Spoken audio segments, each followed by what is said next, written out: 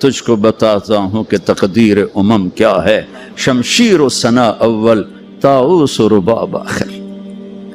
جب قومیں اٹھتی ہیں تو ان کے نغمے تلوار کی جھنکار ہوتی، گھوڑوں کی ہن ہناہٹ ہوتی ہے، ولادیات ذبحان، قربان جو میرا اللہ گھوڑوں کے ہن ہنانے کی قسم اٹھا رہا، ہائے ہائے ہائے ہائے، ولادیات ذبحان فالموریات قدحا فالمغیرات صبحا فاثرن به نقعا ووسطن به جمعا۔ تیمور نے دنیا فتح کی، کبھی محل میں زندگی نہیں گزاری، خیموں میں کم وقت سوتا رہا، ساری زندگی خیموں میں سویا۔ چنگیز خان دنیا کا سب سے بڑا فاتح ہے، ساری زندگی خیمے میں سویا، کبھی محل میں نہیں سویا۔ اس کی اولادوں نے سونے چاندی کے گھر کھڑے کر دیے، وہ موت تک خیمے میں سویا کہ آؤ میں تمہیں بتاؤں کہ قوموں کی تقدیر کیا ہے، بلندی کب آتی ہے، زوال کب آتا ہے۔ جب شمشیر ہوتی ہے، تیر و تلوار کے نغمے ہوتے ہیں تو یہ اوپر اٹھتے ہیں، اور جب تانسین ہوتے ہیں اور طبلے کی تھاپ ہوتی ہے اور سارنگی کی سر ہوتی ہے اور گانے والی کیا آواز ہوتی ہے، تو پھر وہ قومیں سو جاتی ہیں، ڈوب جاتی ہیں، ہلاک ہو جاتی ہیں، تباہ ہو جاتی ہیں۔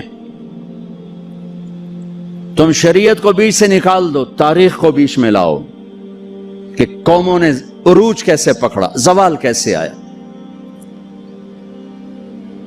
سارے حکمران ڈوبے ہوئے تھے سارنگیوں میں، کنیزوں میں، تو اللہ نے انگریز بھیجا، جاؤ ان سب کو جوتے مارو اور ان کو تخت سے کان سے پکڑ کے اتار دو۔ آخری میں ٹیپو سلطان تھے، لیکن جب کوئی قوم ڈوبتی ہے تو ایک فرد مشکل سے ہی کسی کنارے لگا سکتا، لہذا وہ اپنی جان کی قربانی دے گئے۔ 1799 4 مئی 1799 دریائے توی وہاں بہتا ہے، اس میں اپریل کے اینڈ میں سیلاب شروع ہو جاتے ہیں اور فوجیں رک جاتی ہیں، لیکن میرے اللہ کو مسلمانوں کا اقتدار ختم کرنا تھا، تو اس سال موجیں ہی نہیں آئیں، سیلاب ہی نہیں آیا، دریا خشک پڑا تھا۔ اور انگریز کی مدد کرنے والے کون؟ نظام الدین، حیدرآباد کے مسلمان حکمران۔ مرہٹے تو چلو ہندو تھے، جب ضمیر سوتا ہے، جب حکومتیں کیوں چھینی کہ ٹیپو جیسے شاہ سوار کے لیے،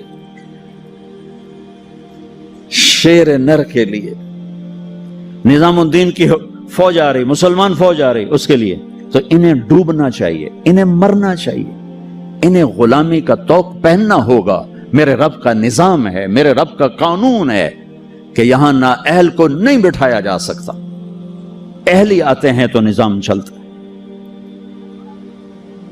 وہاں میر صادق جڑ گیا، ادھر میر جعفر جڑ گیا۔ این جب وہ اگر یہ نہ بھی ہوتا نا تو بھی ہو ہی جانا تھا۔ میر صادق نے کہا بھائی وہ تنخواہ لے لو، فوج انگریز نے حملہ کیا، وہ کہتا آؤ بھی تنخواہ لے لو، سارے تنخواہ لے لو۔ وہ پتہ نہیں کیسے کرائے کے فوجی تھے، وہ تنخواہ لینے کے لیے دوڑ گئے۔ ٹیپو کھانا کھا رہے تھے، نوالا ہاتھ میں تھا کہ شور پڑا کہ جی قلعے کی دیوار ٹوٹ گئی، فوجیں داخل ہو گئیں، کھایا نے بھی چھوڑ دیا۔ شیر کی ایک دن کی زندگی گیدڑ کی 100 سال کی زندگی سے بہتر ہے۔ انہیں پتا تھا اب کوئی راستہ نہیں ہے، اپنی جان کا نذرانہ دیا تو جنرل ہیرس نے کہا آج ہندوستان ہمارا ہے۔ پھر دلی بھی آ گئے۔ شاہ عالم ثانی کے زمانے میں دہلی میں انگریز داخل ہو گئے، اور پھر بہادر شاہ ظفر جو 1857 کی جنگ آزادی، وہ ایک ایسے جیسے یہ ہمارا جلوس نہیں ہوتا، جلوس، ان جلوسوں نے کبھی کچھ کیا؟ جلوسوں سے کچھ نہیں ہوتا سوائے کہ 2-4 گڈیاں ساڑ دو، 2-4 سائن بورڈ بند دو تو جاندے گراہ گراندے بوجھے لٹ لو۔ تو وہ ایک جلوس تھا، نہ کوئی نظم تھا، نہ کوئی ترتیب تھی۔ اور ظلم کا جواب ظلم نہیں ہوتا ہے۔ جب انہوں نے دلی پہ قبضہ کیا تو انگریز عورتیں تھیں وہاں، 70 انگریز عورتیں تھیں اور 30-40 بچے تھے، انہوں نے سب کو ذبح کر دیا۔ ان کے ساتھ اللہ ہوگا جو عورتوں کو ذبح کر دیں، جو بچوں کو ذبح کر دیں۔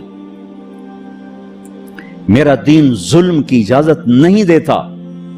حضرت علی اور یہودی آپس میں جنگ ہو رہی، خیبر قمواس کا قلعہ، ابھی بھی اس کی دیواریں کھڑی ہیں۔ میں پچھلے سال گیا تھا وہاں، اس کو دیکھا تھا جا کر، جہاں سے حضرت علی چڑھے، دروازہ توڑا سر، تو اس پر وار کرنے لگے، اس نے منہ پہ تھوک دیا، اس نے منہ پہ تھوک دیا، تلوار پیچھے کر لی، کہ چلو دوبارہ۔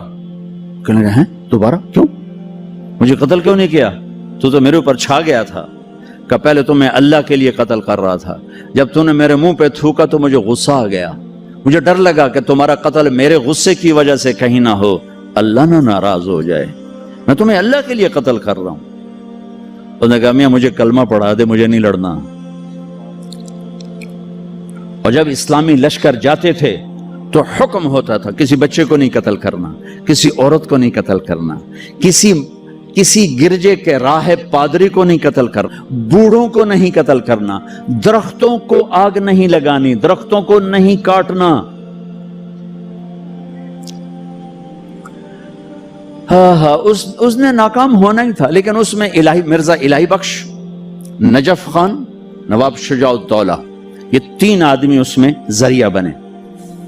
لیکن وہ نہ بھی ذریعہ بنتے تو بھی وہ معاملہ 4 دن بعد پھر ہو جاتا، 4 دن پہلے 4 دن بعد ہوتا، لیکن ان کے ماتھے پر رسوائی کا داغ لگنا تھا، اور ان کی قبروں نے موت تک نحوست دیکھنی تھی، اور ان کی ہڈیوں نے نحوست دیکھنی تھی۔ تو مرزا الہی بخش، نواب شجاع الدولہ اور نجف خان، یہ انگریزوں سے مل کر انہوں نے راستہ بنایا، اور یوں 1857 پر آ کر مکمل زوال ہو گیا۔